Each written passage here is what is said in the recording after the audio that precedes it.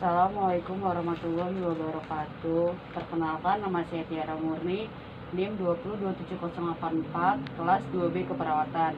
Di sini saya akan melakukan role PMSIS pernafasan. Selamat pagi Bapak, bagaimana kabarnya hari ini? Baik, hari ini saya akan melakukan proses pemeriksaan pernapasan Bapak. Untuk mengetahui pernapasan Bapak, bagaimana, apakah Bapak bersedia? Bersedia. Sebentar ya Pak, akan saya siapkan terlebih dahulu. Pertama kita akan melakukan ekspresi. Ekspresi adalah melihat atau mengekspresi di mana pernapasan pasien yang pertama. Silahkan dibuka dulu Pak. Kita lihat dari warna kulit sekitar, wajah, bibir, kita lihat apakah ada kebiruan. Karena kalau ada perubahan warna menjadi biru itu menunjukkan bahwa pasien mengalami kekurangan oksigen dalam tubuhnya. Kemudian kita lihat pernapasan pasien, apakah cara pernapasan pasien terengap-engap. Kemudian apakah menggunakan hidung. Kita lihat di bagian dada, apakah ada upaya yang berlebihan sejak bernafas. Bisa kita lihat juga pergerakan dinding dada karena perbedaan. Kita lihat rasio. Kemudian kita lihat rasio berekskresi atau beraspirasi yang mencolok di antara aspirasi. Kemudian yang kedua kita lakukan proses palpasi. Palpasi yaitu dengan cara meraba. Pertama kita letakkan di kedua dinding dada pasien di bagian depan. Kemudian pasien disuruh tarik nafas. Tarik nafas Pak. Lepaskan. Tarik nafas Pak. Lepaskan. Kita akan merasakan pada saat ekspirasi pengembangan dada dan penurunan dada. Dada kanan dan dada kiri tidak ada perbedaan, menjadi pengembangan dada kanan dan dada kiri sama.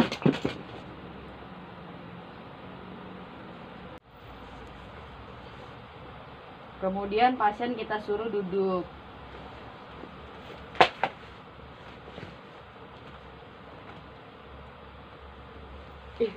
Lihat saat pasien dengan duduk begini, kita bisa juga ekspresi yang pertama, ekspresi bagian dada belakang pasien.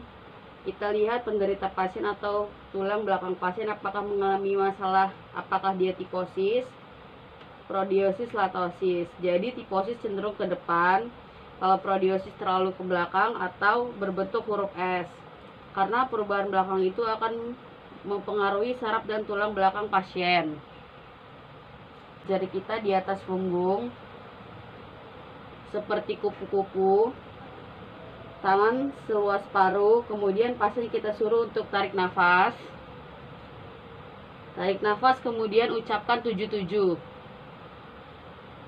Kemudian pasien kita suruh untuk tarik nafas. Tarik nafas, kemudian ucapkan 77. 77. Ucapkan lagi 77. 77. Lagi tarik nafas dan ucapkan 77. 77. Oke, saat itu dia menyebutkan angka 77, dia akan merasakan vibrasi atau getarannya. Apakah bagian kanan dan kiri sama pada pasien? Silahkan tidur kembali, Pak.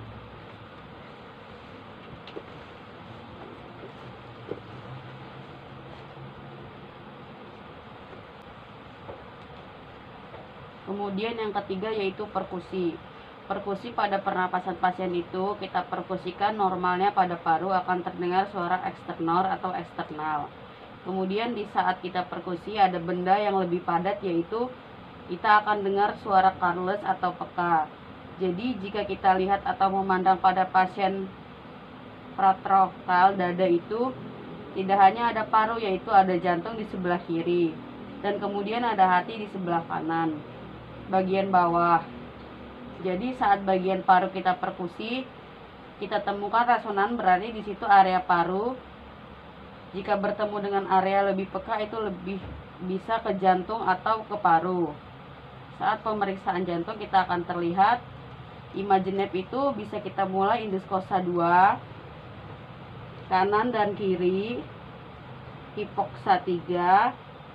Jadi kalau pemeriksaan jantung kita lihat imagenep atau jantung posisi di mana, kita bisa mulai dari hipokosa 2,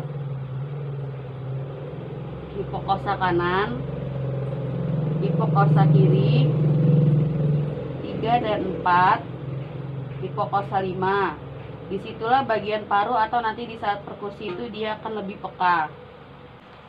Kita perkusikan, kita tepuk dada pasien, kita pertukaran untuk landasan pada tulang tapi hipoksia.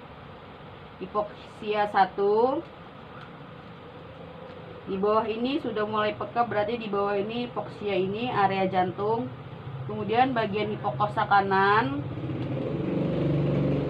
hipokosa 1 dan 2 ini adalah suara resonan. Kemudian kita turun lagi bagian 4 dan 5. Sebelah kanan itu sudah mulai hati. Karena dia adalah bagian S. Karena dia adalah bagian S. Tangan puncaknya kurang lebih ada di 4,5. Kemudian akan timbul suara ganas. Kalau terjadi suara saat kita perkusi ulang ada suara perubahan, konon menjadi peka itu adalah area paru, memungkinkan pada bagian paru yang mengalami salah satu bisa kita eposi, bisa karena emotora, sehingga kehilangan perkusi adalah area-area yang tampak lebih peka. Kemudian kita lakukan proses okultasi. Okultasi kita menggunakan stetoskop.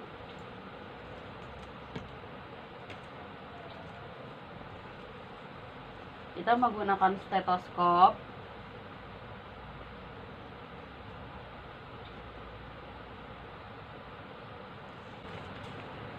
Jika kita ingin melihat pasien dengan stetoskop, kita akan melihat dengan area-area yang akan diokultasi pada area paru sendiri, pada area rumus dan pada area trakea. Kalau pada posisi normal, kita akan diikuti oleh aspirasi pada saat bagian paru kiri dan paru kanan.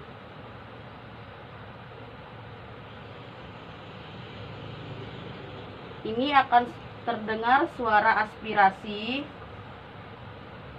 Dari suara aspirasi ini saat ini dilakukan direskurasi di bagian dada atau vesikuler, itu ada area costa 2 dan 3.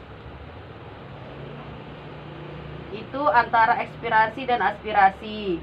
Kemudian di antara promia atau bagian atas ini juga palpasinya lebih tinggi daripada aspirasi. Kemudian trakea sama dengan ekspirasi sama dengan aspirasi ini. Vesikulernya tarik nafas, hembuskan. Tarik nafas, hembuskan.